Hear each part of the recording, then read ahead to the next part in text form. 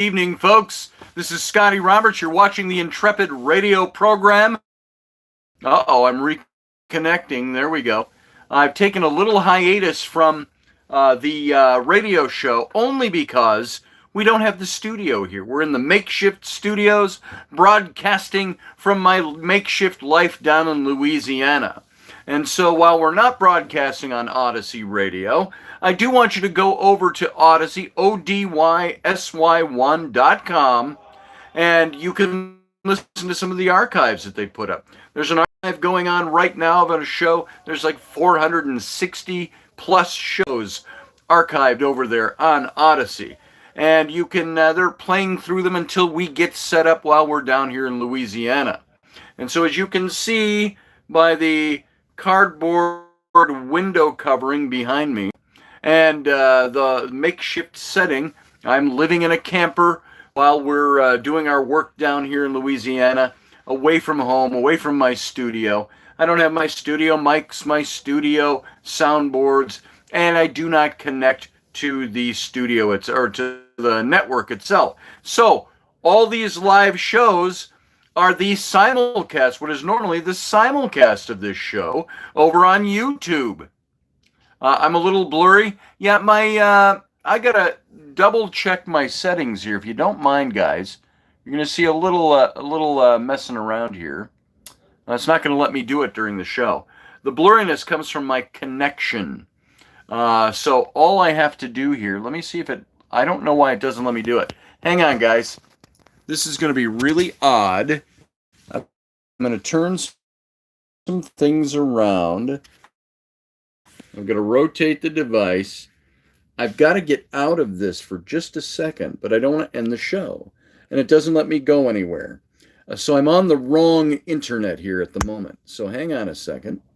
Let's see if it lets me do this. How's this for scintillating live radio going on right now in front of your face? Well, I didn't double check that network I'm on, so hopefully everything lasts. And sorry I'm a little blurry. Hopefully that will clear itself up as we go. That has to do with the network that I'm on right now, so sorry about that. Our internet is still down here, so I'm broadcasting via my phone. And it may have picked up the weak signal somewhere. Maybe that's why you're seeing me. How are things looking, folks? Things look okay? Is it still blurry for you, Steve? Is it blurry for everyone out there? How's the sound? How is the audio for all of you? Let me know what you're experiencing. And if I stop the stream, I'd have to start it all over again. And anybody coming in would get to the wrong place. So let me know what you're seeing in the chat room. Let me know what's going on. And let's see, Johan is here, Steve is here. Oh, it's better, says Steve. That's good. I wasn't actually able to do anything, so it could be the way your internet picks up the stream tonight. So, having said all that, we're here on my YouTube channel. That's youtube.com/Mr. Scotty Roberts. You can come on in here on normal broadcast nights when we're broadcasting on the radio and see the live video stream. For anybody who is new here tonight, I have to forewarn you, this looks very amateurish, if you will. It looks very makeshifty. And that's really where I've started to come to say, hey, this is the Makeshift Intrepid radio program coming to you from my makeshift studio in my makeshift life down here in Louisiana for a few months. So I hope you're all going to enjoy the content for tonight. Mr. Rainey, says Johan. Thank you, Johan. I'll take that for a little bit. What kind of show you running here, asks Master Finn. We're running the best show we can. I feel like we're adrift in a lifeboat because the main ship has gone down and we've got holes in the lifeboat. But we're doing our best to stay afloat. So that's what we're doing here tonight. So anybody new to the show, welcome. And you'll have to put up with the makeshiftiness of the day. Who cares, says Barbie D. You're doing a show. Well, thank you, Barbie. I appreciate that. Man the buckets, says Master Finn. It's the best show money can't buy, says Doug. And as a matter of fact, you can in a way. I just want to let you all know, if you are not a member of this channel, you can hit the little join button down below. And when you join, it's going to call up a link. You can do it right during the show and everything. And it'll give you a member of this show, of this broadcast. It's $2 a month, $2 a month, or $15 a month. I've been running, admittedly, a little lax on some of the $15 a month memberships. That's where you get a lot of little extras. And we just haven't had the time to do that. But as things progress here, we still got 3 months at least sitting down here. So we're going to get back into doing things the right way. Yes, join up if you haven't joined. And you can call those up and you'll see what those memberships give you and what you get at those different levels. And if my eyes keep drifting, I looked to the center where the camera normally is. Now it's over to the side here. And so I've got to look right over to the side to be able to make eye contact with you. So put up with me tonight. And Michelle Kenham-Free, welcome to the show. And Beth Kirkham, good to see you. And Matt Finn, of course, I see you there. If I've missed you all, anybody who's in the room already, it's because my chat room in this format doesn't scroll the same way. And I only see 3 or 4 posts at a time, and then they fade out and the new one comes in. So there you go. So welcome, everybody. I'm so glad you're here. I appreciate that you give me to listen to me blether on for an hour every night. And also in this state where my internet is a little on the blitz, it's very hard to get into my computer and pick up any of my notes on anything. And so sometimes I sit down here at night and I say, I have no idea what I'm talking about tonight. And so we're just going to talk. And that's where you'll see a lot of ad-libs and a lot of just goofing around in general. Now, as you know, this show is not about politics. It's also a show that's not about Christianity. Although I come out of Christianity, as you all know, I am a confirmed agnostic these days. Agnostic being broken down as agnosis. Gnosis being knowledge, being lack of, or none of. And so I basically have started to look at religion and not so much spirituality, but religion in general as I don't really know the answers. And I don't really know anything. I have no knowledge of the way things are supposed to be. So it should be a fun evening, Steve. We'll make it the funnest we can. And the show's not about much, but Scotty knowledge, which is great. Thanks, Doug. And that brings to mind again, I just have to announce it again until I wear it out. My, as you know, Reuben Fasthorse, my dear friend of 20 to 25 years. He's Native American. He grew up on the Pine Ridge Reservation and the Standing Rock Reservation. We're going to try to get him in one of these days again soon here. But he is, as you all know who are regulars to this show, he's going to adopt me into the Lakota tribe, into his family. And it's a legal process. It's recognized. And but he has to get all the permission of the chiefs and so on, and the whatever councils he has to go through. And he me at the time he gives me my Lakota name. And when Doug was saying something about knowledge, it spurred this in my memory, and I took notes, and I showed you this guy's the other on a napkin, phonetic spellings of the name that Reuben Fasthorse is giving me, and it's I'll try to pronounce it again without stumbling. My new name in Lakota is going to be Wo'onspea Wagakea. Wo'onspea Wagakea. And I think I've got that pronunciation down. And Reuben said he chose this, and it's his right to choose the name for me. And the Wo'onspea Wagakea means higher knowledge.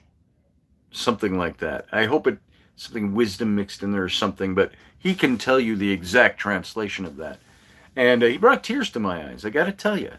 And very honored by that. And that's going to happen as soon as we start doing some more traveling this summer. As I told you before, I'm planning a trip sometime this summer with my family, my wife and my kids, Rainey and Finn and Rowan, Claire and Ellery, and we want to go out to from where I live up in Minnesota, well, Wisconsin, right across the border. It's about 950 miles straight west into the Dakotas. We want to go through what we call the Badlands, the Black Hills, Pahasapa in the Lakota tongue.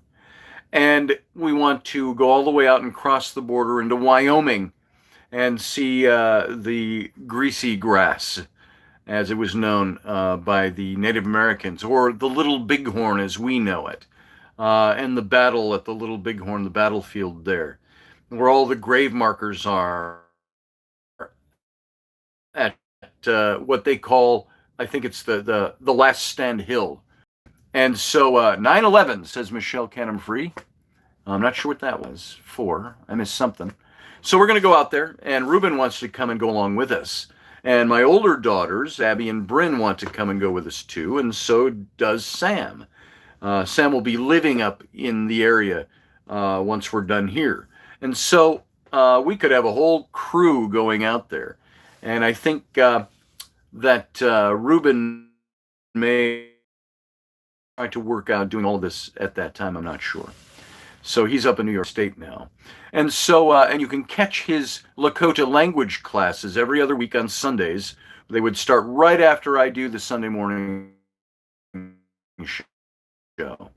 And so look for that and look for his announcements. So there you go. How's that for an introduction? If any of you would like to see my official website, there is a website for the show, by the way. You just go to intrepidradio.com. And you can see I have not touched that site. I don't do much with it. And one of these days I'll get it really updated and really fancy. But you can go see about this show. You can also go to my site, which is scottallenroberts.com, and you can see all the junk I do. You can get to Intrepid Radio from there. You can get to Son of a Patriot from there, my merchandise site. Go over there and buy some stuff. That'd be kind of cool.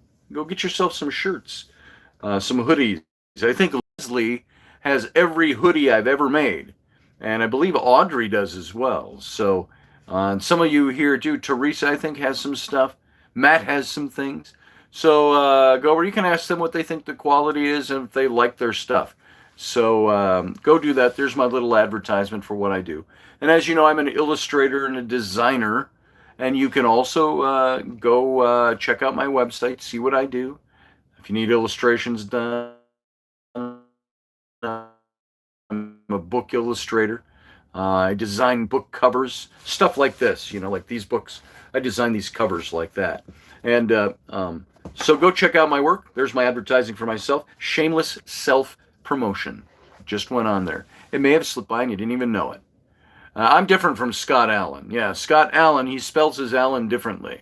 That's why I always say there's a million ways to spell Allen. And so when you go to my website, it's Scott with 2 T's, A-L-A-N, Roberts, scottallenroberts.com. So come on over and take a look. Matt Finn said he's impressed with the quality of the t-shirts. I can recommend Scotty's books as well. Thank you very much. And regarding my books, as many of you know, I announced my publisher called me a couple of weeks ago. I have to get him some stuff. He wants to do a second edition of my book, The Rise and Fall of the Nephilim.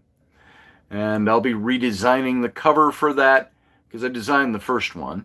They designed the cover, the original cover, and I didn't like it. I thought it looked hokey. And I said, let me please design my cover. I know how to do this. And I was politely told at first, why don't you write the book? We'll take care of having the cover design. We're the publisher. And then I did one anyway, and I sent it to him. I said, just take a look, see my interpretation. And he said, well, I guess we'll be using your cover. And he also let me design my cover for Reptilians, the cover for Exodus. And so new book coming out, just a new edition of The Rise and Fall of the Nephilim. And add some things to chapters, and probably add a whole new chapter or two, and a new forward and things like that. So that'll be exciting. And like I've talked about many times. He confirmed that he wants me to keep going forward on writing a book on the book of Enoch after I finish The 10 Breaths of Ra, my novel set in 1920s Egypt. So, boom, there we go. That's all my junk out of the way for you guys. Um, there's something that comes up with Sam and me. This morning, I did a tarot reading for my son Sam. And I've got my cards right here. I haven't done a reading since almost the last time I did them on the radio show. And I did a reading, and, Sam's struggling a bit.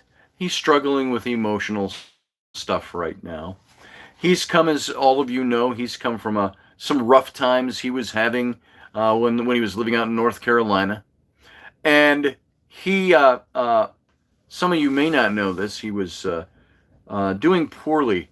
And he and his girlfriend were living out of his car for 3 months. And I didn't even know this. He would call me on rare occasions. Do you have $30? You could send me. I'm a little short on something. I need to get something fixed or whatever, and sure. And it was very rare that he did that. My daughters, my older daughters, who are my entrepreneur daughters, they helped him out quite a bit, helped him get by. He kind of slammed some doors on himself, Sam did. And he'd tell you this stuff. I'm not tattling on him or anything. He did some things that were wrong. And he ended up, even with his sisters, having them say, Sam, we love you, but we can't have you here. And so he had some rough times. And the beautiful thing is he realizes that now. I think this is a dad talking. He and his girlfriend broke up a few weeks ago. And frankly, as a dad, I thought that was the best thing that could happen to my son. There were ties. He was letting that tie him back to... But my son's 20, his girlfriend was 18. And it's like, you don't really need to be... That's my opinion. You know where my head goes on that. And so I invited him to come out here to work with me. And Sam, you can change the course of your stars here. You've had a rough 5 years of your life. And now you've got that opportunity to move ahead, to do something better for yourself. And I said, I'm not going to tell you what to do. And you know what? It's really easy for me to lapse into being dad to Sam. And many times I get from, Dad, I don't need to hear that again. I know. And I'm like, hey, I'm sorry. I'm just doing the dad thing. And so, hey, Matthew Salisbury, good to see you. And so Sam's going to have a fantastic book to write someday. Sam actually keeps memoirs. People would call it journaling. It's not trite as a diary, but he keeps notes on things. He writes things down. He's a brilliant thinker. He's a sweet-hearted guy. But the last 5 years, from dad to you guys, have changed him a bit. And as they would, and the difficulties he's had. And so, he's not in here right now. By the way, I just came fresh to this show from across the aisle here in the mobile park, the mobile RV park, playing beanbag, a beanbag tournament with our Mexican crew. We have our Mexican crew chief, JR, and Tony and Richard, and they've got about 20 guys that work for them, and they're the guys that do all our construction work when we're and JR's the chief. The Mexicans have taken on to Sam. They've almost adopted Sam. Apparently, last night, after this show, not long afterwards, I went to bed. I have the big bedroom back there, and Sam lives in the smaller bedroom on the other end. And I didn't hear any of this. I slept soundly through it, but apparently, right around 12:30, 1 o'clock in the morning, the Mexicans come over. And a raid from the Mexicans. And they're bang, bang, bang, bang, bang, banging on Sam's window all the way over there. Sam, come out and have a beer with us. Come and drink with us. Come and play beanbags with us. And apparently that's what they did. Now they're right outside of my window across the little lane. I didn't hear a damn thing. Slept through it all. And so they call him Sam, our brother from a non-Mexican mother. And so Sam has linked in with these great guys that work for us. They are amazing guys. And I was even talking to them about Rainey and I wanting to build a shipping container home. And Josh says, I'd do that, man. And we started talking about that. He might be able to come up, if we get in a position to take care of that, he might come up and do some work for us. And I know he'd give us a good price. So we were out playing beanbag. We were having a beanbag tournament. And so I came fresh from that. And here is Sam already. How you doing? I'm actually going to steal cards for... One of my cards. Which card do you want? I am your doing Intrepid cards. my Intrepid cards. Okay. I'll be back in a minute, everybody. Sam will come back in a while. You don't have to leave the party. But if you want to come in and say hi, you can do that. Here, you mean one of these? Yes. There you go. There's two of them. Two for you and your gallant Mexican crew. I just need one because I'm giving one to... Andale. I can't remember his name. I'll be right back, though. Speedy Gonzalez. He's going to be canceled next, I'm sure. He's a little more obscure than Pepe Le Pew. I grew up on Speedy Gonzalez. Viva! Andale! So, this is the card. This is my business card. And somebody over there wants my business card. So, anyway. All that to say, and there's all kinds of crews down here, all doing different things at different companies, all in this mobile RV thing. Doug says, Scotty tells Sam to text me tonight. I will let him know. He's over there having fun. He's having Coronas with the, how appropriate, on the 1-year anniversary of the lockdown for coronavirus and President Joe making a speech about it tonight. I didn't hear it, so I have no idea what the content was, but Sam is out having Coronas with the Mexicans. So, there you go. So, I forget where I was. I don't remember what I was talking about. I was talking about Sam. Sam is if you go to my Facebook, those of you who are friends of mine, go into my photos, go into my albums. I have thousands of pictures up there from all different kinds of things. And he wants everyone to take good luck. I'm sorry. Excuse me, I'm not your experiment. So, no matter what you think about vaccines. So, you go in and you look for some of my albums on my Facebook page that have to do with my family or my kids, and I think there's some old pictures of Sam in there. Sam, you see him with the red beard now and the kind of slightly reddish hair? When he was growing up, his first 10 years, that kid was so tow-headed, it's unbelievable. Almost white blonde hair for the first almost 10 years of his life.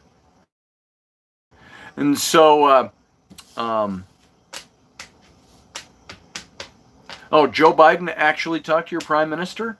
Or was it Kamala Harris?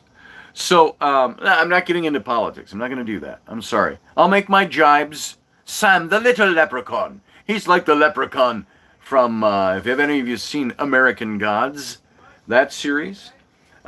He's like the leprechaun who's like 6'2", and he's got bad look.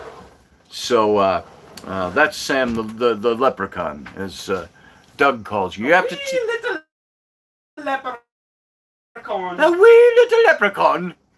You got to text Doug Stack tonight, Sam. There, Doug. I've passed on your message. Okay, I will. All right, he will. You heard him. So, anyway, in talking about all of that, there is that, those of you who are parents know this, there's that point where you have your children and your bright little shining stars. And you grow up with them and they're sweet and they have all this stuff. Oh, thank you. Happy Corona. There you go. Corona time. All right, you going back out with the Mexicans? Nope. All right. I'm in for the night. You're in. I came in to join the. Now that I am. He's joining the reverie here, folks. I feel like we should just add this to the show. And of course, because we don't have an extra microphone, the way we're set up here, we have to do this way. And look at you, your head's like down to the. You're like a wee little leprechaun down in the corner there. I'm even wearing green tonight. Here, let me move over. Sam is here. Yes, I am. Sam is in the room. Mm-hmm. And so, good night to you, Matthew. Good night, Matthew. Says. That's a greeting. I'm excited to finally get the vaccine. Beth, I don't know if I'm going to get it or not. My wife doesn't want to get it, and she doesn't want our kids to have it. Nah. I'm not real thrilled about it, and that's all I'm going to say because I'm going to move off that topic. I don't want that topic to be something that we talk about right now. Don't want to do it. So there you go. So, where was I? I was talking about my son. He grew up bright kid, sweet kid, bend over backwards to help you. He got into his troubles, and he spent 5 years away from me. And there are times, he even said to me today, he says, I really miss not being there. And spending his teen years at home with me, and with Rainey, and with his brother and sisters. And I miss that. You know, I said to Sam, there are times, we've had some conversations, as you can imagine. And he still is, Doug, you're right. There are times where it completely breaks me when I say, man, I just wasn't there for you, Sam, because you were gone. I couldn't control what was happening. I had no control over it, and I felt... I'm sorry to interrupt you, but I'll say the same thing in front of live on radio here. You think that you weren't there for me, but in reality, you were there for me more than my mom was. Very much more in a lot of ways. You were there more than she was, because and that's the I don't for a second think, that Dad wasn't there for me. He was always there. He was always there. What can we do for Sam? How can we fix this? How can we make this situation better?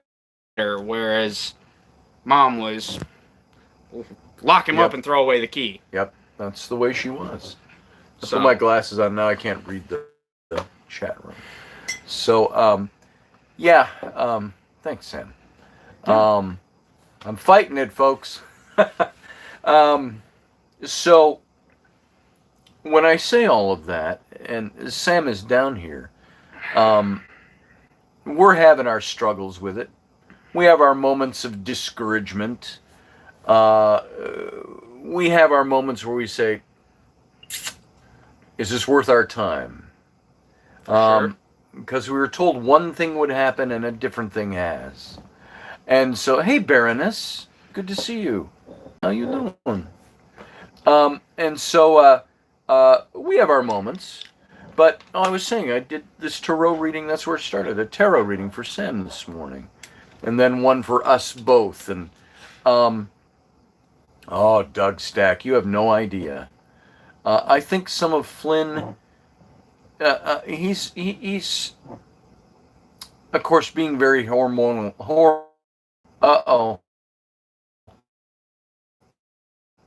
Go out and do anything. Sorry, folks.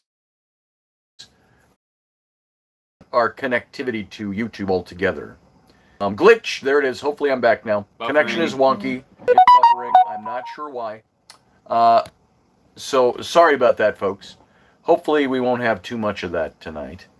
We're halfway through the show already, believe it or not. So in and out, it's all good, says Doug. I think we're just hooked up a little wonky tonight. So we did a reading, and I just said, Sam, look, I don't read for the future, as most of you know. Although there's a couple of future reading cards in a full spread. I read for the energies, the stuff that's going on in the here and the now. And we got stuff, I think, in my opinion, very pointedly, it was Sam. Talking right to him. It was The very first card down was the Eight of Coins. And it's a card that shows the guy at his workbench, and he's working, developing something to better himself. That's the key, the thrust of the whole card. To make your material well-being at the core improve. So, Doug, tarot cards. I've been reading them for 35 years. And I've got, which card? There was the Eight of Coins. Was the first card, the identifier for Sam. So, studying to improve himself, to make his life better. The obstacles was the Five of Wands. It's that card that shows, it kind of stands for mock battles. Little annoying, niggling things going on around you that pull you off course. Will pull you off course if you insert yourself into the fight. So you just let it work out. You apply your diplomacy, all of that. That was his obstacles.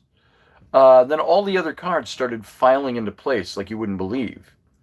And everything about the energies going on is that basically, if you stick to these things, the things that you're convinced you should be doing, you create your own success.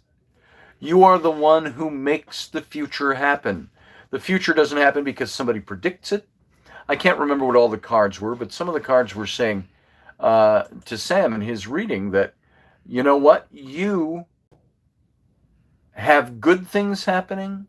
You could have bad things happening. It all depends on what you create for yourself.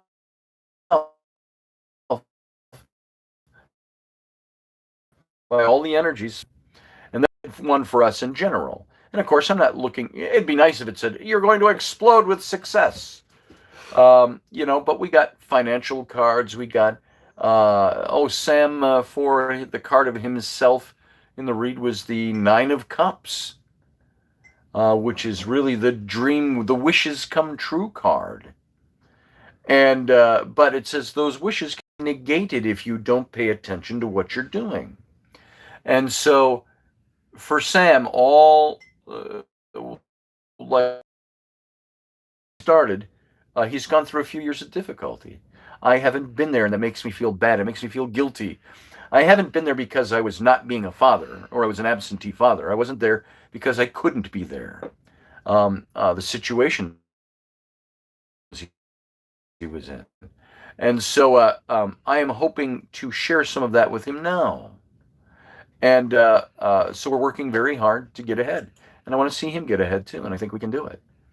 So, I came with a topic tonight. I was going to talk about right and wrong, communication, NVC as it's known, Christianity and nonviolent communication, are they compatible? I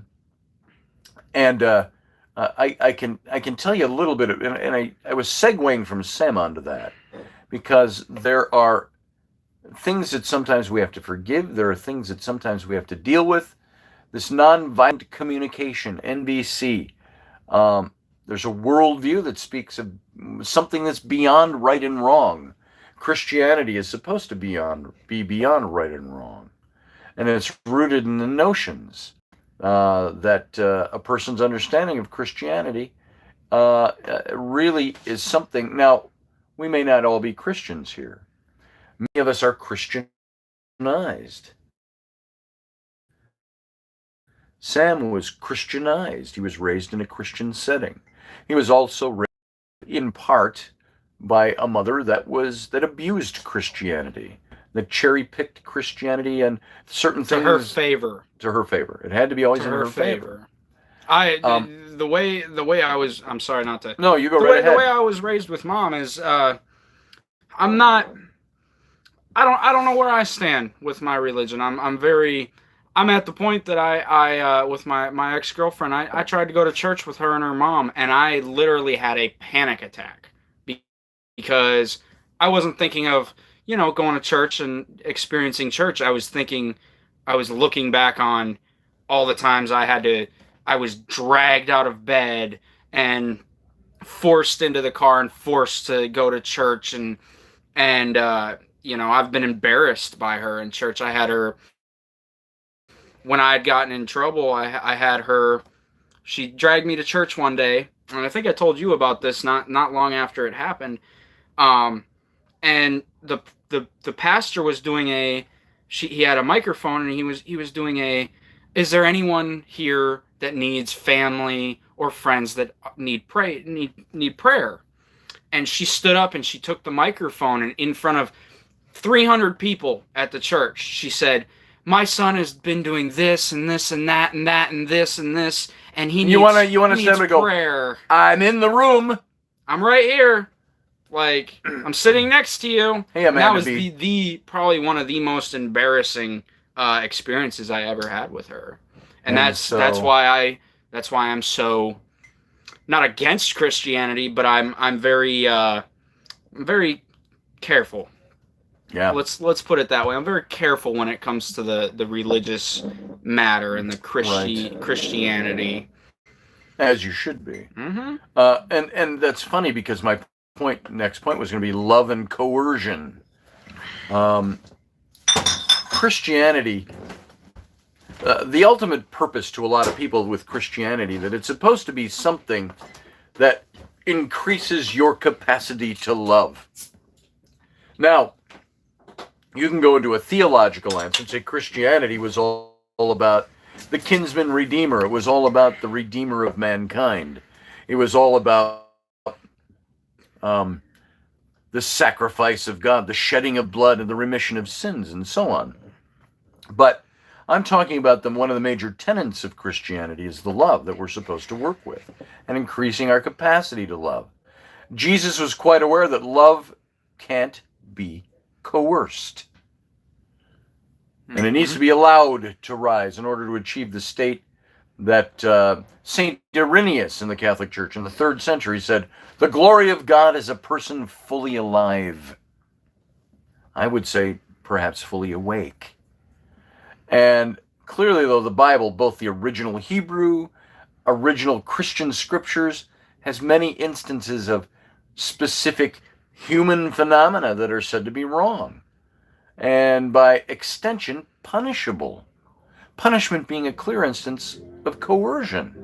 Going back a little, I'd almost say fully aware as opposed to fully awake. Fully aware. Fully aware. Exactly. Amanda says negative minds create negative world. Why faith is good in whatever it may be. The kilts, we love the kilts, said Amanda B. Real men didn't wear pants. Well, if you want, Amanda B, I'll stand on my head and show you my kilt, but his kilt will fly up. My kilt will fly up and all. So, we were watching Braveheart a couple of weeks ago, so that was from Braveheart. Great so, yes, kilts, says Baroness. So, yes, I charge a quarter for standing on my head in my kilt. Beth, for all who I are agree interested. with that. Pence, what are those? What did Beth say? The Bible was written by ignorant and primitive men. I believe you're right. Agree with that. That's a very damning that wrote the Bible. But at the same time, there were men that were very ensconced in a tradition, in a system. And you look at the way they write about God, God is just like a regular ruler on the earth. He acted that way, he got mad that way, he imposed judgment that way. Is that really who God is? Are we really more like God when we act judgmental, when we punish? I don't know. Let's go on with this. I've got here that how are we to reconcile these things, these notions of punishment, the notions of right and wrong in the Bible, in Christianity, with the fundamental notion of cultivating love in a non-coercive way? And none of us really knows. This goes along with what Beth said. None of us really knows exactly what Jesus meant or even said. We have things that are written down, but we don't really know that he actually said those things. We don't know my connection going up and down. I can't go in there. It won't let me. So, yeah, there we There go. we go. We're back. Sorry about that, folks. I finally got us off the bad stream, or the bad internet connection, and we're now on my phone connection. So there you go. I hope everybody weathered that little connectivity glitch. It's part of the makeshift studio. It's part of who we are right now. It's what we do, as Rocky would say. No one knows if Jesus actually existed. There's so many so-called prophets during that time, and still are. I am really of the very strong opinion that Jesus existed. I think there's enough historical evidence to say that Jesus existed. There are enough historians of the day that wrote about him, not biographies on him, but wrote about him, that I think we know he existed. The big question is, what form did he exist in? What really were his teachings? And what was added? And we went through that when we were talking about Gnosticism about a year ago, first century. Remember we said by the end of the second century, the literalist Orthodox Church, which became the Catholic Church, the Roman Catholic Church, was at war with the Gnostics and the mystics over Christianity. And guess who won that battle? The literalist Orthodox Christian Church. They shut down the Gnostics and the mystics. They put them to death. Now, let me ask you, how do we reconcile the Christian church in the early years committing atrocities such as killing people just because they didn't believe? Well, that goes back to the victor is the writer of history. Right. That's it. They didn't like their beliefs, so what did they do? They put them to death to stop their beliefs, to stop them from spreading their beliefs. And that was a very Old Testament way of doing things, where God commanded Israel when they entered the Promised Land to wipe out the Canaanites. And so this is, and I'm speaking in very gross generalities right now without doing a study on it. Doug says Jesus could have been like the Kanye West of his day, and people flocked to him. I don't think he was as loopy as Kanye West. I really don't think he wrote as much shitty music as Kanye West. From a listener of shitty music. And, of music, that you're a good gauge. Something like that. That'll come out right one of these days. So, I believe Jesus probably knew his stuff. I believe that he was a rabbi. I believe he may have been sent from God. But then again, to believe that, you have to believe in that God. So knowing who Jesus was perfectly is a thing of faith. And but when we're examining something that's supposed to be a thing of Christian faith, like love and hate and non-coercive, non-violent communication, none of us really know what Jesus meant or even said.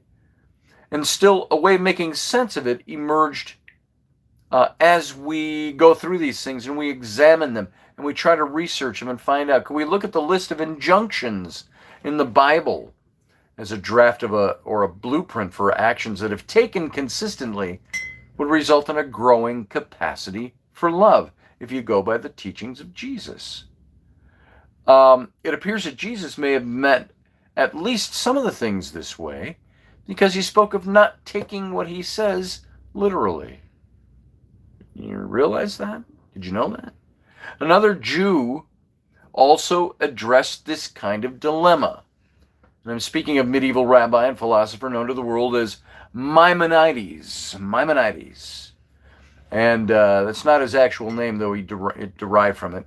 In his book, Guide for the Perplexed, in the Middle Ages, he speaks of the commandments that every observant Jew follows as a path to human evolution towards the highest human potential, which for him was embodied by Moses. Now, you read the passage repeatedly, and I've seen the passage. I've read it repeatedly, and I find it really hard to believe when I look at it, because Maimonides said, in no uncertain terms, that those who attain a certain level of development in their faith, in their life, in their consciousness, in their awakeness, if you will, their awareness, don't need the commandments any longer. Why then do they keep them? Why do the Jews keep them? Why do Christians keep them? I know Christianity will take the teaching of Jesus where he said, I've not come to abolish the law, but to fulfill it. And he said the law, the 10 commandments, the commandments of God. The law, and he's speaking to the Jews who had a thick tradition of not just the 10 commandments, but hundreds of other commandments. You read the book of Leviticus, and you tell me that there are not hundreds of laws. So this was the Jewish law. Jesus said, the law is a schoolmaster to bring you to an awareness of God. It's a schoolmaster. Now, we don't know if he actually said that, but that's in the writings, the sayings of Jesus. And it's, why do you keep the law? Because of humility. It was an act of leadership and guidance to other people. Why Maimonides sidestepped the question of whether or not the words of the Bible were to be followed literally. Michael Lerner, a guy named Michael Lerner, wrote the book Jewish Renewal, A Path to Healing and Transformation. And he speaks of how in each generation we're asked to go back to our scriptures, whatever our religious source point might be, and re-examine what is truly the voice of God. Can any of you here tonight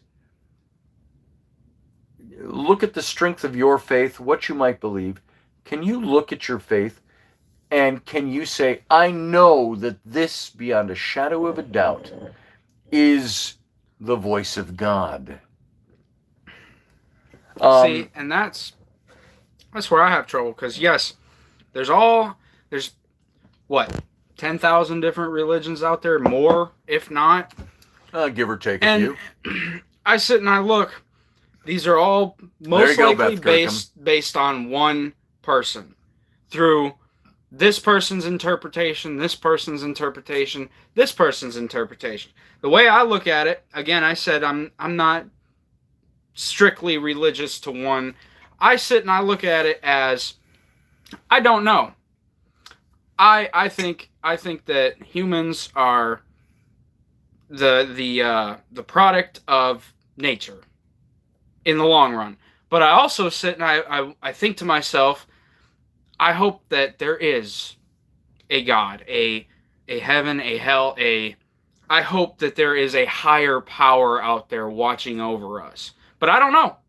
I won't know until I die. And it's either I die and I go to heaven or I go to hell, or it's I die and I'm worm food. There you go. There's no knowing until you die. So I don't understand why so many people fight over it. And that's just that's just me personally. Everybody has their own opinions, and opinions, I hate to say it, but opinions are like assholes, and everybody's got one. We can say that. So there you go. That's just my. And my you know, I it. don't want this show to ever be something that does anything other than discuss the topic and open it up to you guys, and we talk about it. I have drawn no conclusions on the existence of God, other than I do believe there is an originator, and I've talked about that many times. Jesus, I was once asked when I was questioning all of this by a Byzantine priest that was a friend of mine several years back. He wanted me to join him and co-author a book on Jesus. And because he had seen that I had fallen away from things, and he wanted me to approach that topic. And I said, he asked me, what do you do with Jesus? And I said, I can't touch Jesus quite yet. I said, you asked me about God, you asked me about my faith, religion. I can give you a pretty succinct answer that I'm pretty agnostic, and I question it. But Jesus, I had a problem doing that with.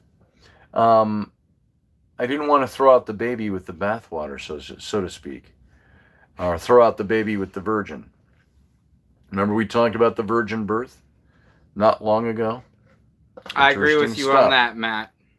Matt Finn, I make no... Not in an election, apparently, yes. There you go. There you go. So, Well, Maimonides kind of sidestepped the question of whether or not the words of the Bible are to be followed literally. Michael Lerner, in his book Jewish Renewal, A Path to Healing and Transformation, spoke of how in each generation we're asked to go back to our scriptures, whatever our religion might be, and to re-examine what truly is the voice of God, which we have no way of knowing, frankly.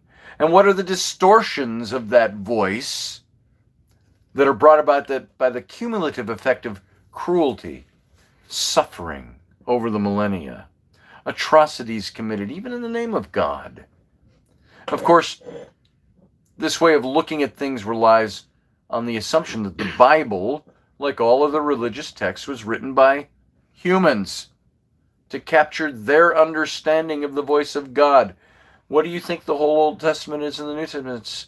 It's human writers capturing and putting down in text their understanding of the voice of God. And see, I'm sorry to interrupting you again. You're not interrupting. But still, you speak of the voice of God, and I think, God is supposed to be so glorious and so amazing and so high up there that even looking upon God would destroy us humans. So, thinking about hearing the voice of God, would that not have the same type of effect? Even with the Mother Mary. Mm-hmm. It wasn't the voice of God that told her you were going to carry God's child, you were going to give birth to God's. God sent an angel to her. A messenger. A messenger. Not because... God sending me with a message, this is really important for the salvation of all of mankind. It's the kinsman redeemer. It's the Messiah, the one you're waiting for. God couldn't tell you. He sent me to tell you. Yeah. Maybe there's a reason for that. If it's all true, there's a reason, I'm sure. So.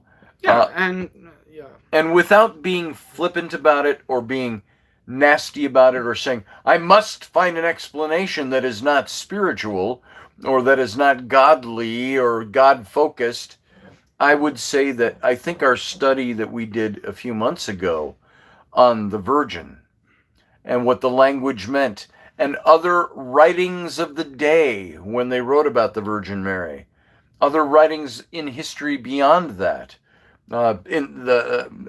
further back in the past on that those writings all really give you a little different understanding of what virgin meant and how many times that motif was used in ancient religious writings. So anyway, that's aside the point that we're trying to make here. A bee and a flower need sound defined. So says Amanda. And so if you see one with God, you're one with the land and air and the sea. Well, there you go. There you go. The big question, the big thing we were always told, that's a lie of the devil. He wants to take your mind off of God. Something else. This is more. This is kind of way off. So this is kind of a.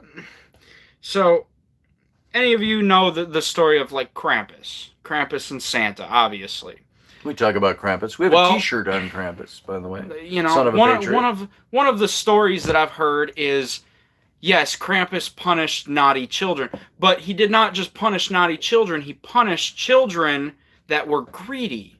He was trying to teach them a lesson in a fact of, yes, Santa gives you all these gifts and he grants all these things for you. That's something I've questioned myself of, what if God and Satan are in that same type of category of, yes, God is this high and powerful, mighty being, and heaven and hell are these two different planes. But if you go to heaven, it's like you're being rewarded. Everybody says it's, heaven is the place you want to go and hell is the place you don't want to be. Well, what if it's that other way around of hell is the place to go to be rid of your sins and learn from things, whereas heaven is just another greedy child getting another gift, maybe. That's one thing I've thought of myself, And I think of these things. I feel like I'm more open-minded to a lot of things than most people are. And that's what I like about not being extremely religious. I feel like, no offense to anyone, I feel like people who are extremely religious are very simple-minded. They don't open up their mind to other ideas and other facts, other whatever you want to call it. And, and Amanda's saying a lot of good things here. Everybody's saying a lot of good things. Sam needs a YouTube channel, said Michelle Cannon-Free. Sam needs another beer. Does. No, Sam's had enough beer. But that's we had 5 talking. So, you were saying something, and I wanted to make a point on that. Now I'm trying to think of what it was. A lot of this is, of course, predicated on what you believe by faith. We can talk about, like I look at what Amanda's saying, and I say, that's all great thinking, great philosophy, and I agree with you, Amanda, to a certain point. Same. I agree with what you're saying. To a certain point. And yet, there are those in the faith that would say, you're making up God, you're making up deity, you're making up religion. Maybe you are. But that's only, you got to step back and say, but that's defining what Amanda's saying from within the box of Christianity or Judeo-Christianity. Step outside that box, you got something completely different. So there you all go. These hey, other Morgan things. Snow. Good to see you. She says you're right, Sam. I am just speaking what has gone through my mind in the view of Christianity, Judaism, Islamic, everything that I haven't, and like I said, I haven't studied all this stuff. I'm not a great scholar that has all these facts and knows all these things. I'm just sitting here and looking at it from my point of view, my experiences. And my experiences are, this is the box. This is the box everybody's in. Let's step outside of this box and look at everything else. I look at some of the stuff my dad does, and a lot of this, I'm not saying I blame my dad for, oh, I'm not a good Christian and I read the Bible every night before I go to bed, but I look at all the stuff that he talks about and he thinks about, and he's a great thinker. He thinks outside of the box, everybody. And I feel like people who are entirely stuck in their religion are stuck inside this box. And they don't want to be outside the box because what is outside of the box scares them. As opposed to, let's get outside this box and let's think about everything else. Let's talk about this other stuff. Let's explore this other world. And that's where I stand. And the literalist Orthodox Church in the late 2nd to the early 3rd century eliminated all opposition to that way of thinking. And they eliminated that violently. I agree with you, Doug. So nothingness is very scary to people. Yes, it is. And I haven't quoted him for a long time, but I've quoted him in this quote several times. Like Richard Feynman, astrophysicist, a great lecturer. He was a contemporary of Oppenheimer and Einstein. And he said, I was listening to one of his lectures, and he says, the earth, and he had this kind of New York, I think a New York Jewish kind of, the earth, he says, some manifestation of God came to the earth. And he says, I find that too local, too provincial, I would add in there, too colloquial to wrap my head around. That the creator of the universe chose this place to come down. And he said that for me, he says to doubt is what drives me to ask my questions. I doubt, I ask questions. And he said, that's, as far as I can see, he says, that's the way things have to be, to doubt and to question. And he said, I would rather die not knowing the answers to things for sure than die thinking I knew the answers to everything and finding out I was completely wrong. I like that. And so that's where Richard Feynman came in, kind of spouting on these types of things. So, and that's kind of where I am. I'd rather, I always, and you know, I tell you all the time, I want to know things. I don't want to be told things. I don't want to be told this is how you must believe. Yeah, that was one of my biggest problems with religion, because I've met both sides. I've met the religious nuts that think they are all godly, and but at the same time I've met going to my ex-girlfriend's church and meeting her preacher. I met him, and he was what I look at as a true Christian. He was, well, even if you don't believe, I hope that one day you can find your place. Whereas with people like growing up with my mom, it was, well, if you don't believe in God and Jesus, you're going to hell, and that's your problem. Yep. And I don't like those types of people. I think those are ignorant people. This is interesting. I know that Sam has formulated this. When Sam was very young, we were very churched. And we went to church. Mm-hmm. I take that back. I think I took you and your sisters to church one time after your mom and I were divorced. Now, by the way, when I met his mom, she was unchurched. I don't know if you didn't know that. She grew up Lutheran. Oh, yeah, you told me that. But she didn't go to church. She didn't really believe much. And I brought her to the evangelical free church with me, and, she kind of converted over to that way of thinking in Christianity. And then I'm the one who drifted away from all of that. I had my questions. I had my doubts. After his mom and I were divorced, didn't really go to church. I stopped going. That's 20 years ago. And going back on something that Amber B, I think was... Amanda B. Amber. Australia. She's in Australia. I'm terrible. She's in Australia. She's down under. But going back on something that you had said is... I lost my train of thought. That's your fault. It's anyway, my fault. I lost my train of thought there. You're just like me. Like father, like son.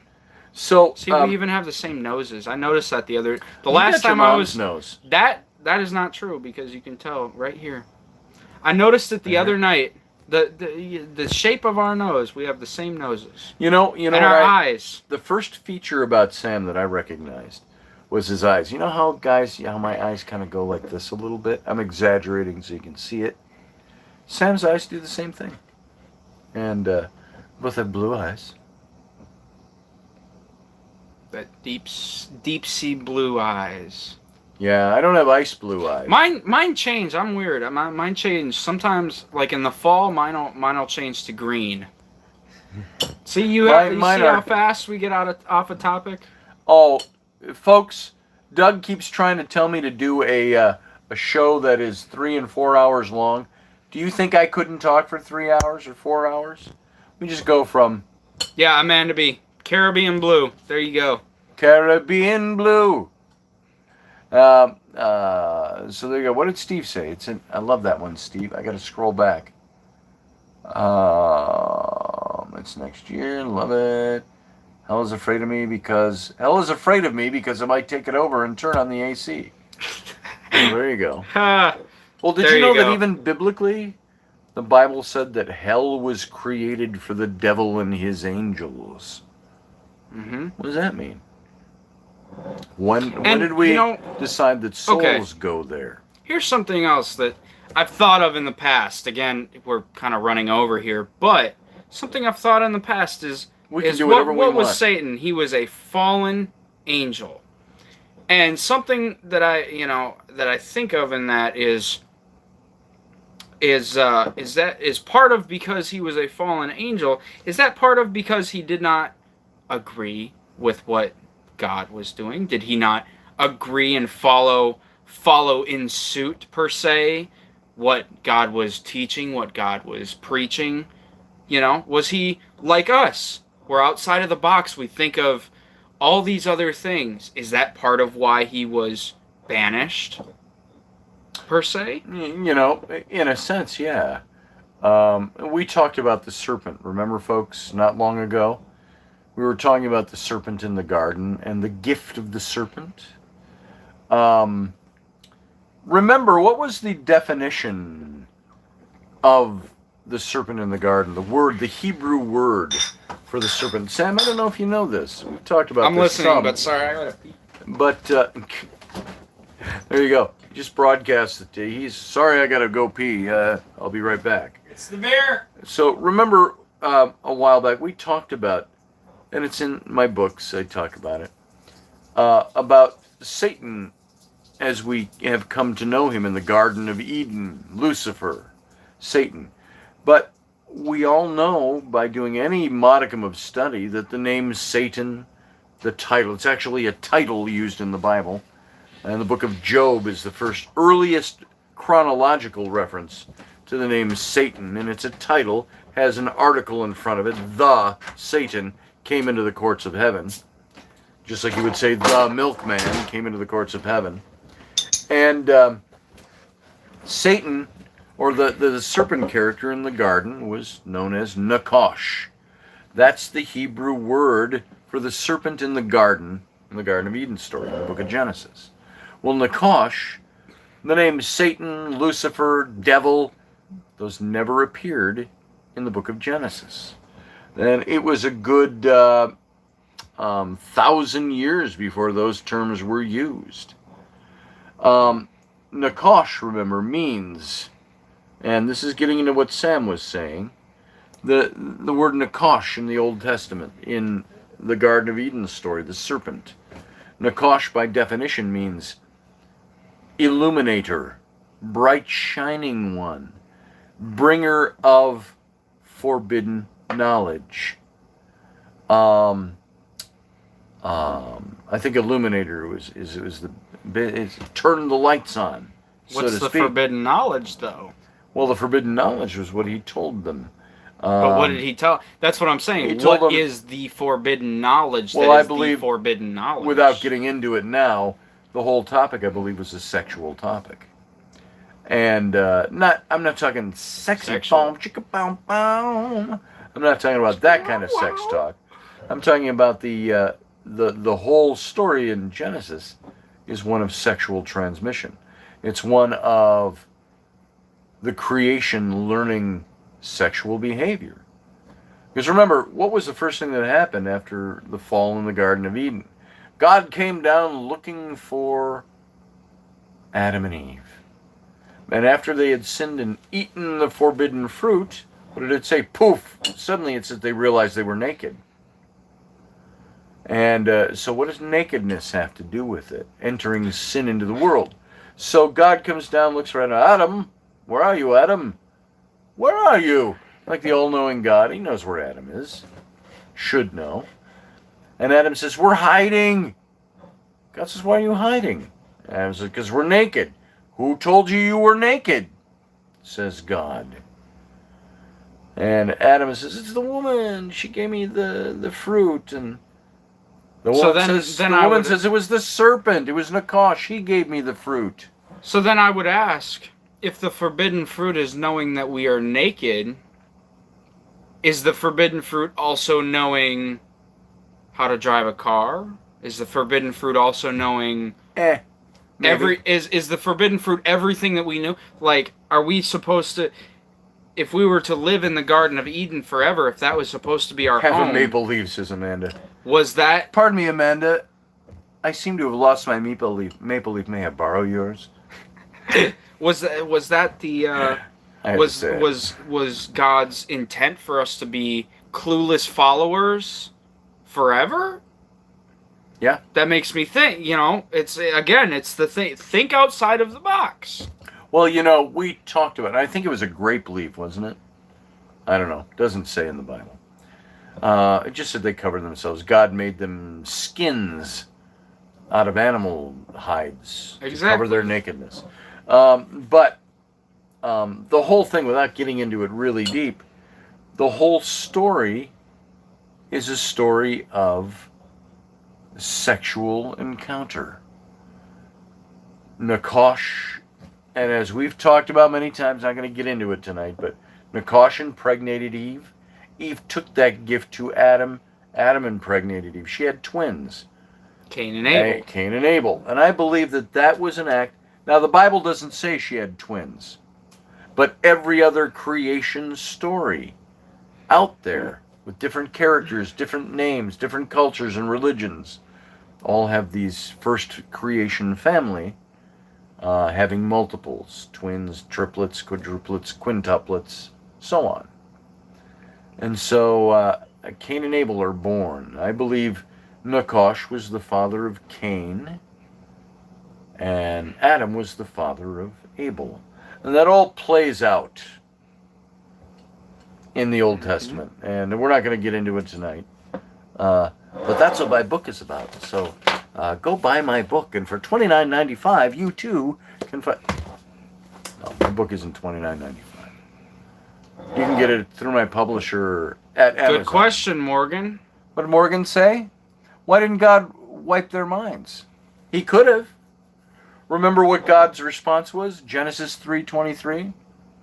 If you get down to the actual Hebrew and parse it down, it says, and Elohim.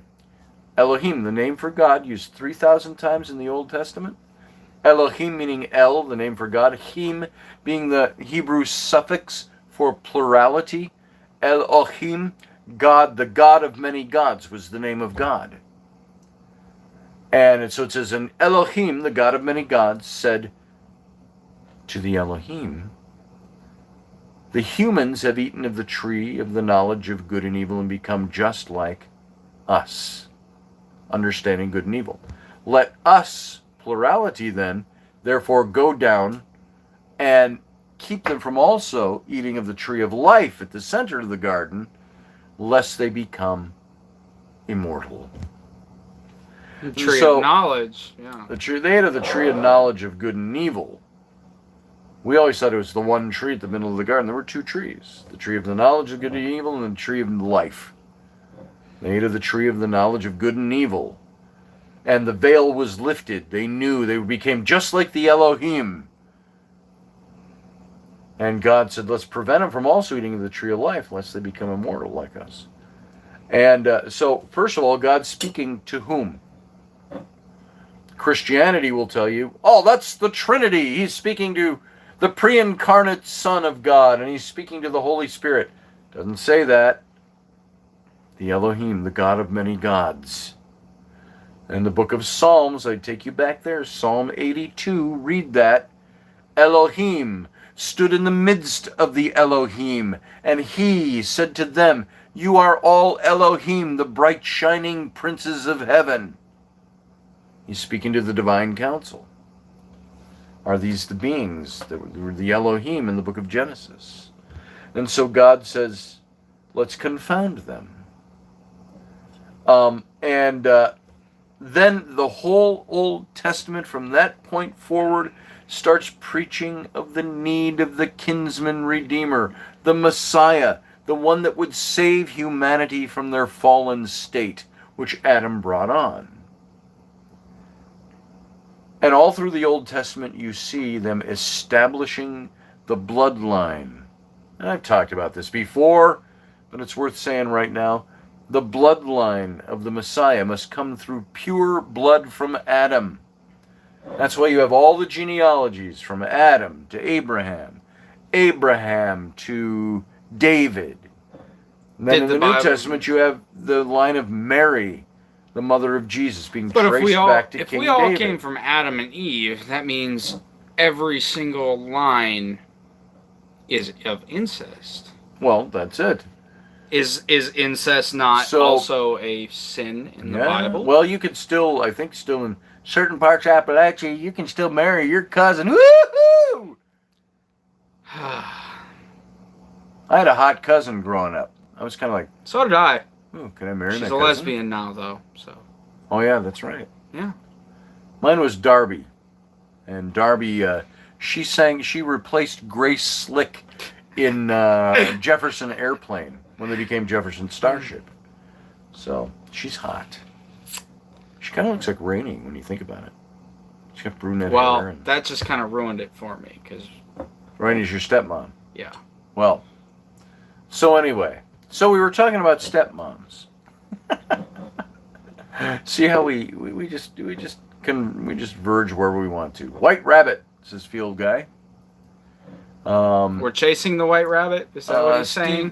Beth Kirkham says, good question, since they would have died from methane poison the minute they walked. I missed that. It went away. The minute they walked on the ark. On the ark. There you go. Maybe. Yeah. If that story was actually true. We don't know. Nobody was there. I can't say it didn't happen. I can't say it did happen, though. You can't, for sure. Except for a book. All we know is a book scientifically that has been rewritten. How many times has that book been rewritten? I think it's been rewritten. I think, though, you can go back to older texts and you can really find that the translation is fairly intact.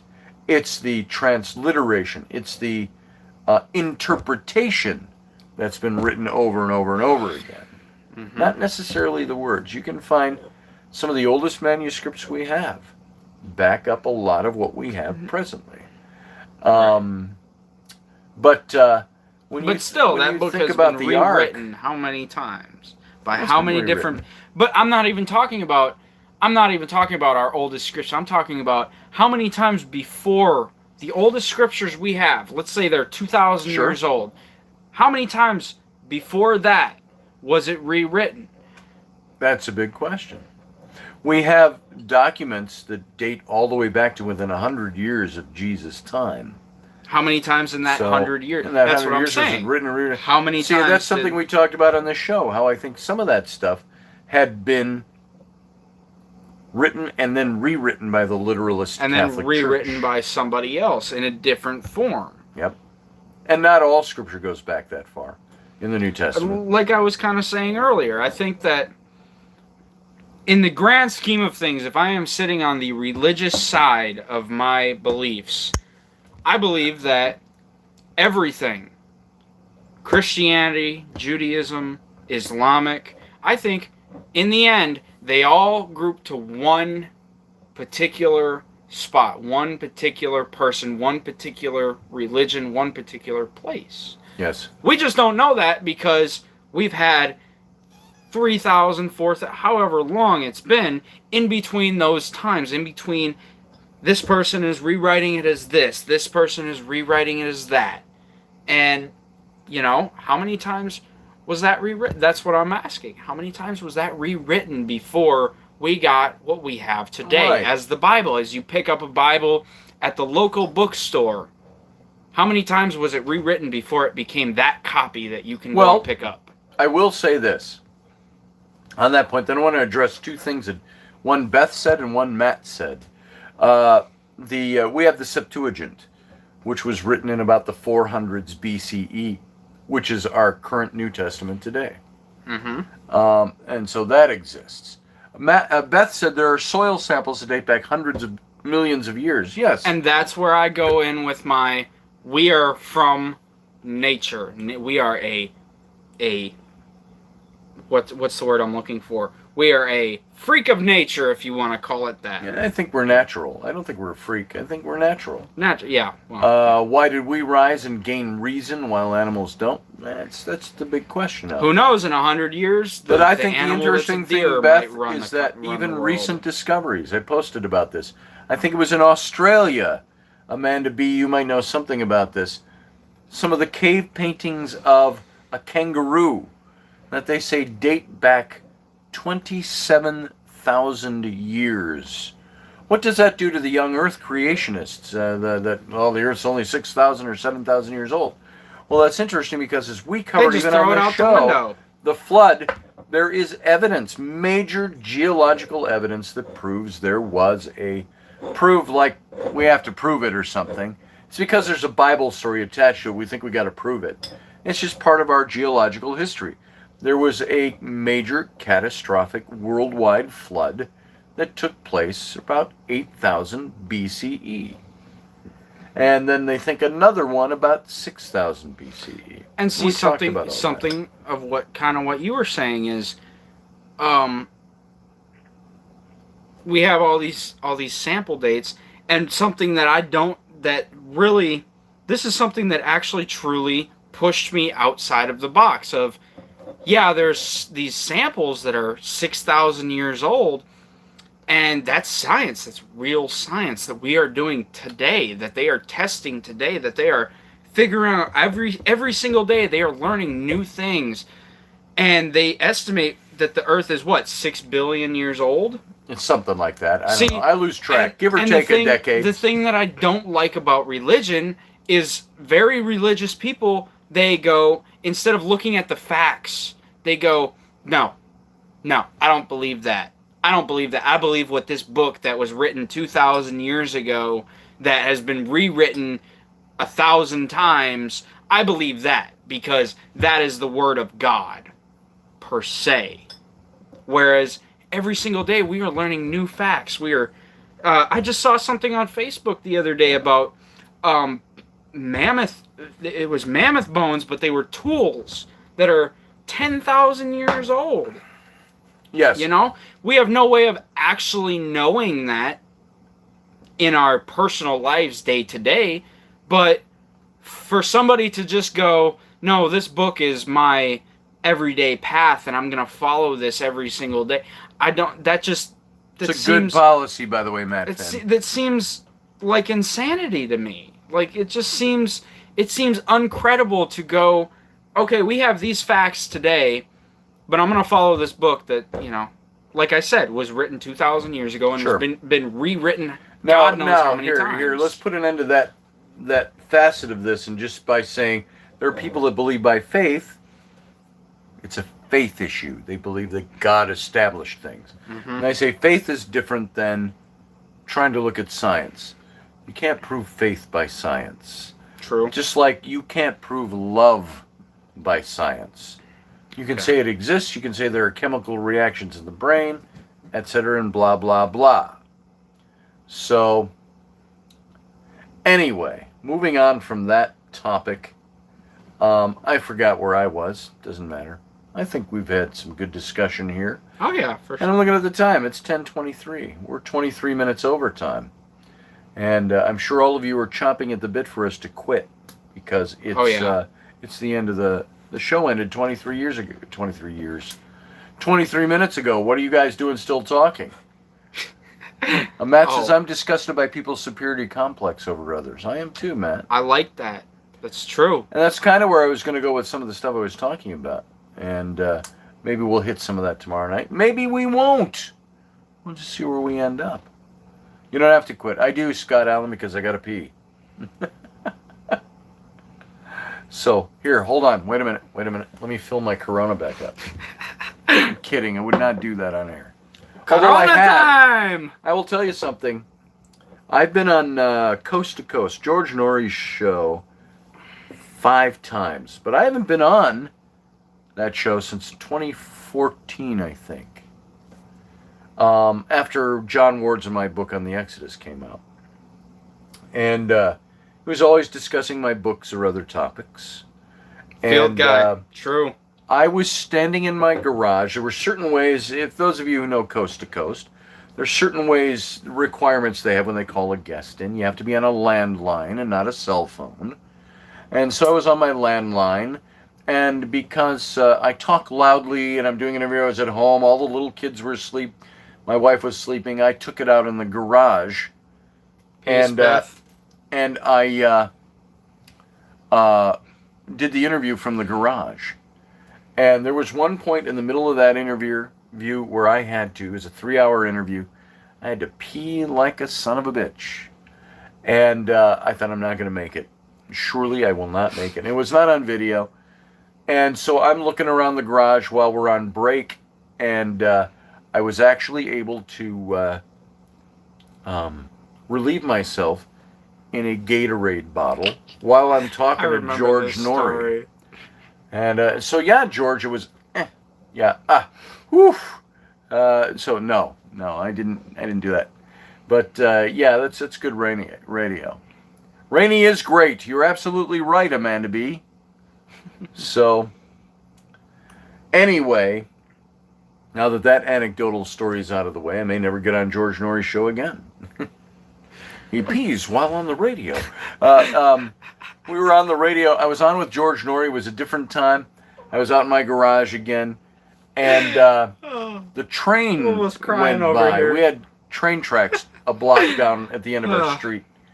And right around 1 in the morning, it's, you know, the whistle, woo, woo, woo, and it's blowing, and George Norrie goes, he says something like, "Oh my goodness, Scott, what is that? Are you standing in a railroad yard?" And I said, "Well, practically."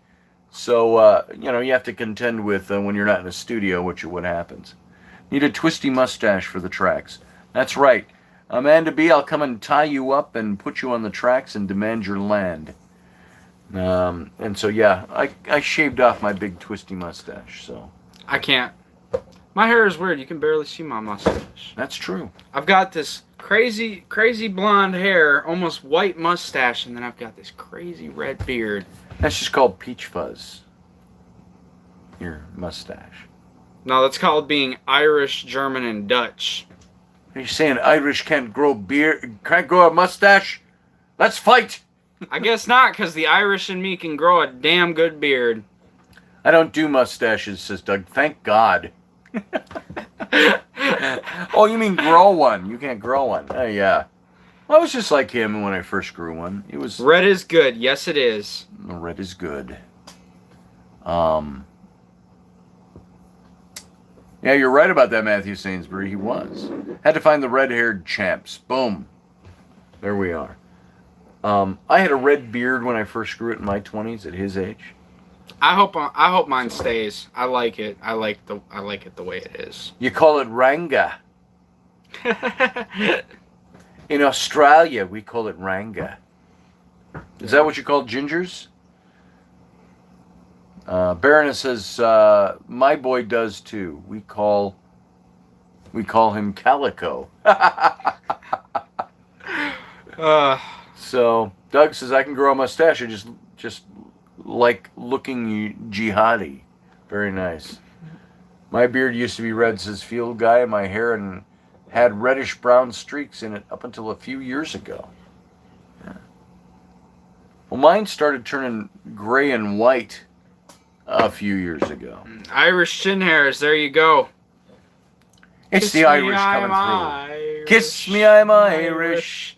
I am the wild rover. My eyes are still shining, and I'm seldom sober. I like my whiskey, and I love to dance. So if you're feeling as lucky as me, take a chance and kiss me, I'm Irish. There you go. Boom. We've sung that one already this week. That's an encore. It's okay. performance.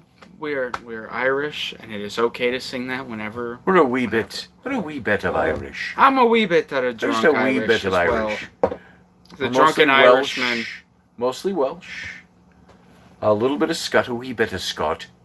A wee bit of Irish. I've got our family crest tattooed. That was my first tattoo.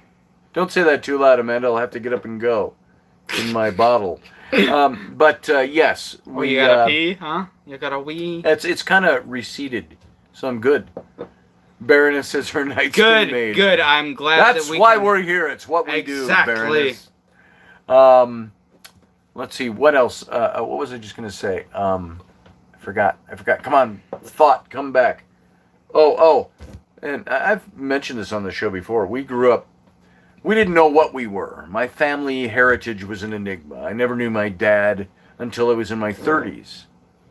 And so I started digging around doing my ancestral background. That's when I found out our name goes all the way back to 1710 in the Americas, where John Robards came over from Wales.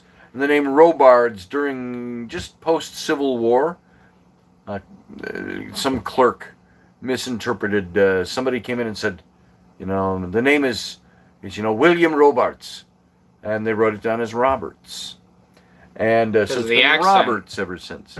And so Scotch is great. If it starts with a Ben, Glenn, Baldal, O, And or this is- Mac, what I got here is our that's our Irish or Scottish. Sorry, I lost my train of thought there. That's okay. I'll It's fill our in. it's our Scottish crest, correct? Oh yeah. Oh Yeah. yeah. Here, look at this. This was my first tattoo. The day I turned 18. That's our Roberts Scottish crest. So There it is. that was fun. I drew that up for Sam, and my son-in-law's tattoo shop did that for him. Seventh So- Sin Tattoo in Charlotte, Seventh North Sin Tattoo. Carolina. So I found out just a few years ago that with all the Celtic blood in us, blood running through our veins, it's my island. That My island. I found out we have 16% Scandinavian blood. It's Vikings. And so we got a little Viking blood in us. That's something else. Odin! That's, and so- that's Dundee. yep. Has Thanos on the side? Yes, that is Yes, my that's it, brother-in-law's Zach. That's my son-in-law. He's married to my daughter, Bryn. And he has a very high-end tattoo shop. Mm-hmm. When I get mine done, I'm going to have his guy do it for me. So, my hubby had lots of Irish in him, says Morgan Snow. Morgan's an Irish name. I don't know if that's your screen name or your actual name, Morgan. I don't know if I ever asked you that. It's not my business, but I'm just curious. So, we've got a little bit of Scandinavian, 16%. And I told Sam just today, you know that 16%, you know what all that was. I said we weren't married to any of those Scandinavians. I said it was Viking raids on our Irish and Welsh women. And that's where the Scandinavian strain came in, I'm sure. Well, a big part of me growing my beard out is I want to do like some. You have Odin's eye. Some crazy good like Viking braids, like Viking beard braids. Oh yeah. That's what I want to do. I'm trying to grow this out long enough that I can do that. So Scandinavia, here's a furniture place, says Field Guy. Look, they steal all the good names, don't they? Those furniture people. So, I don't know what Scandinavian eyes are. Damn. Maybe there's my mattress blue house. eyes come from my Scandinavian. My blondish hair I had. Well, Field Guy says I had a 6-foot beard years ago. wow. It's a hell of a Why'd you beard. grow it that long? Would you wear it as a belt? No, here, I'll just braid it up and I'll belt my pants with it. As a So, robe, he had the hood, the monk hood. Yep. Did what you did with 10 Seconds of Harmony. Oh, yeah. The hitting yourself with a board like in Oh, Monty yeah. Python. Ie su domine, Boom. donaes requiem. It's a bit we did based on a Monty Python bit out at the festival. But look, we're digressing. As you can see, we've got nothing substantive left to talk about tonight. Now we're just So, droning on. yes, we Vikings are sexy. are. Damn straight, Delaney. Now I'm a Damn. Viking. Well, so are Irish. That's why the kiss That's me, right. I'm Irish. The is knights so who say nee. So, yeah, Nee. Vikings can be sexy. And other knights that say, I kind of like the whole Viking courtship thing, where the woman would drag the guy out to the field and they'd beat the shit out of each other and then make love in the tall grass and get married. The leprechauns are sexy Oh, if you want. leprechauns are sexy. And the Yeah. wee little leprechaun. I lost me fucking coin. That's from American Gods, if you haven't seen that. Give me back my fucking coin. The leprechaun who has bad luck. That's the funniest thing about it. The leprechaun They joke. steal gold. Ah, Are there any wee little leprechaun nuns? so yes, leprechauns steal gold. I'll be a leprechaun to steal gold. I'll be a leprechaun. Damn, I want some gold. Oi, you, she says. Oi! That's her Australian coming through. Australian. So, what was I going to say about that? I've lost my train of thought too. You know what? I think I'm tired. Probably. My brain is starting to wane. Look at that. That rhymed. It's like poetry. Poetry. Give it all to me. Says Doug See. Scott. One day. I want the gold. Stuff from 500 years ago. Now it's amazing poetry, like Shakespeare and stuff. Yeah. 1,000 years from now, they're gonna stumble upon a video of this, and this is gonna be poetry. Put that thought in your pipes and smoke it. 10,000 years from now, they're going to find our civilization buried in ruins, and they're going to find this video. There you go. Oh, we see what humanity was like 10,000 years ago. Two drunken idiots talking on the radio. I'm not drunk. I am. I am lucid. I am effervescent. Speak for yourself, old man. I am... I'm calm. See, before the show, I ended up getting stuck with drinking with the Mexicans over across the street, and You're drinking Schweppes, Amanda? Well, when they get me to drink, it's not here, have a beer. It's here, have 5 beers, and then 6, and then here, have 1 more to go on the road, and then I come back and have a few more. There it is. Well, you know what? We've lost a bunch of listeners. I think it's probably because it's people's bedtimes. Mm-hmm. And it should be ours, too. What's a bedtime? There's such thing as bedtimes anymore? So long, farewell, auf Wiedersehen, goodbye, adieu, adieu, adieu, to you and you and you. I'd sing, but I don't know this one. Don't look at me like that. You don't know the Sound of Music?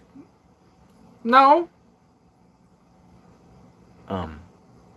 The sun has gone. I'm not as old as you. To bed, and so must I. Then you go. I "So will do, long, Doug. I'll get your number. Farewell. Auf Wiedersehen. Goodbye. Goodbye. Goodbye. Good. Now I know where I get my craziness. See, he's only had 1 beer, and he seems as drunk as I am. I am not drunk. I know. I'm saying I'm you've mellow. only. I'm tired and mellow and all of those good things. No, you're just a I trip. flit. You're I just float, a trip. I something flee. I fly. Bum ba dum bum bum bum bum. Night, Matthew. Take it easy. I love that movie too. I love The Sound of Music. I always wanted to be Captain Von Trapp. That's how I want to raise my kids. I want to put them all in uniforms and blow a whistle. And, do you know I won 2nd place? Was it that song? I sang Edelweiss on the guitar when I was in like 6th or 7th grade for a talent show. The very first song I ever learned on the guitar was Edelweiss. Edelweiss. Edelweiss, every morning you greet me, small and white, clean and bright.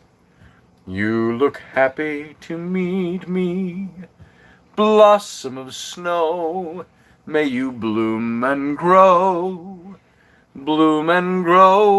forever. Edelweiss. Edelweiss, bless my homeland forever. See, it's familiar, but I don't I don't know it well enough to sing it along with you. Whereas there you go. Kiss Me, I'm Irish because yeah, that one we can do. I've swayed many yeah. Or here the lyrics are easy. Go for the one. Go for the one. Don't go for the one, for the one, for the one. Don't go for the one, for the one, for the one. Don't go for the one, for the one, for the one. Don't go for the one, for the one, for the one. Well, the one went down fast, the second did too. See, I don't remember. 2 or 3 more, it was a fine how do you do. Then he looked at his watch and shrieked out in fright. It's 20 past 8. I'll be dead to the wife. Something like that. I can't remember it. But there's one more. I'm not gay. Not that there's anything wrong with that. But I like show tunes. Sound of Music. You guys know this one, and I'll end after we do this. It just came to mind. No, he I'm gonna won't. sing He'll it if probably you're all talk right for with another hour. Remember where Captain Von Trapp has Maria, Julie Andrews. They're out in the garden house, and he's realizing he's in love with her. And there's that song, and I love this. I absolutely love this song. So I'm going to sing it.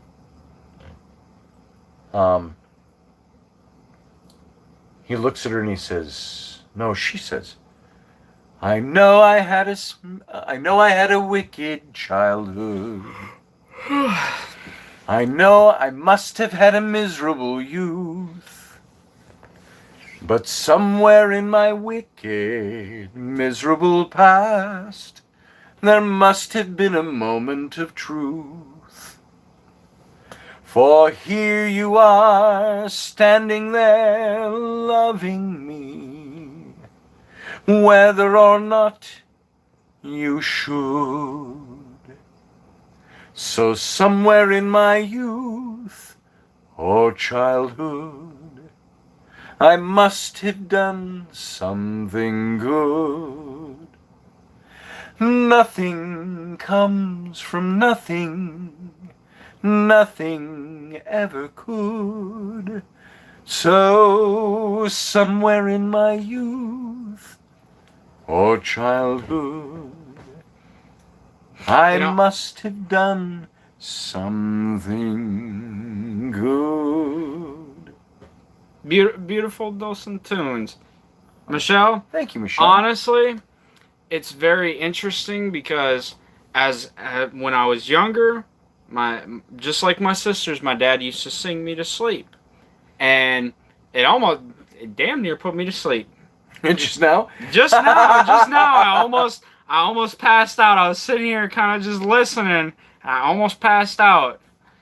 And it's wow. It brought me back. That gave me a very deep memory. We used to sing at bedtime all the time. Oh yeah, every night. So, I'm trying to think of one of the songs I would sing to you.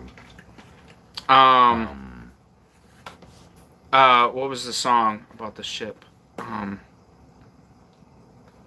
you talking about Barrett's Privateers, or are you talking about the How Still Lies the Bay? Yes. This was the one I always sang to Sam. This was one of my favorites. This is your goodnight song. This was written by Stan Rogers. I don't remember all the words. But it's called Make and Break Harbor. And I used to sing this to get him to sleep. One of my favorites. It's about the fishermen out of some cape in Nova Scotia. And he would sing, How still lies the bay in the light western air, which blows from the crimson horizon. Once more we tack home with a dry empty hold, saving gas on the breezes so fair. She's a kindly Cape Islander, old but still sound, but so lost in the long liner's shadow. Make and break and make do, but the fish are so few that we won't, that she won't be replaced should she founder. And then there's a chorus, and this is, I can see the big draggers have churned up the bay. Something breaking lobster traps set on the bottom. And they think it, let's see. And they think it don't pay to respect the old ways of make and break men, that make and break men have not forgotten. But we still keep our time to the turn of the tide, and this boat that I built with my father. Great song. Still lifts to the sky. The one-lunger and I still talk like old friends On the water. I can't sing it. Okay, we're going to be done. I've Great stretched song. this far too long. So, we need an open karaoke bar where the people can play instruments too. I think it's a good idea. Yeah. So everybody, thank you for being here. Baroness, thank you for being here. Thanks for listening to us ramble. Thank you, Amanda. Love you too. Matt Finn, I don't know if you're gone already. Good night to you. Doug Stack, good night. Doug Stack's the holdout. He'll be here till the end. I think people have gone, and I can't see the whole chat room, so I've missed people going. Scott Allen, thanks for You're being welcome. here. Thanks for putting up with our antics tonight, everybody. We went from serious to all kinds of topics, and maybe ended on a little bit of a... Sounds like we're drunk, but we're not. I am. Just a mellow evening.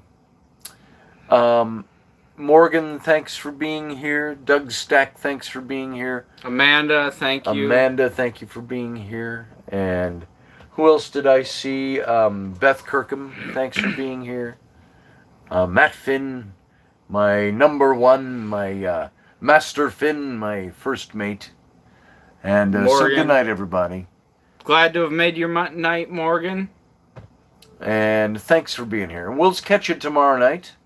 So not a 23-hour break, almost a 22-hour break. And we'll be back. Oh, So yeah. you guys have a good night. Sleep tight. Ahoy, Captain, she says. Land ahoy! So all of you, hoist the mainsail. No, unfurl the mainsail. Hoist the mainsail. Let the trade winds catch your breeze. And make a course for morning. Talk to you all later. Have a good night. Thanks for being here. Love you all. Live long and prosper. Live long and prosper. Good night.